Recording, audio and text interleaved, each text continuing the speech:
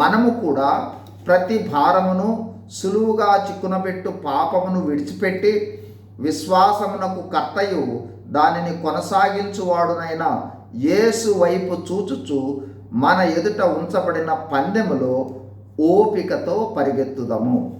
ఆయన అంటే యేసు ప్రభువారు తన ఎదుట ఉంచబడిన ఆనందము కొరకై అవమానమును నిర్లక్ష్యపెట్టి సిలువను సహించి దేవుని సింహాసనము యొక్క కుడి పార్శ్వమున ఆసీనుడై ఉన్నాడు.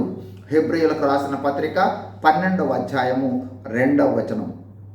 ఈ వాక్యములో యేసు ప్రభువారు సిలువను సహించుటకు ముఖ్య కారణం ఆయన ముందుంచబడిన ఆనందము.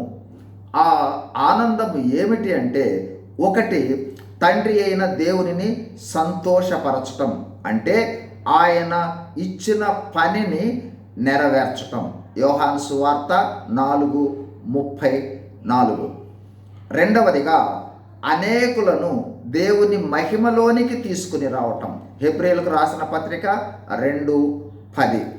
మూడవదిగా, పాపులకు రక్షణ మార్గాన్ని తెరవటం. లూకాసు వార్త 15:7, లూకాసు వార్త 15:10. అందుకోసము యేసు ప్రభువు వారు కల్వరి సిలువను సహించి తండ్రి కుడిపార్శాన ఆసీనుడయ్యాడు.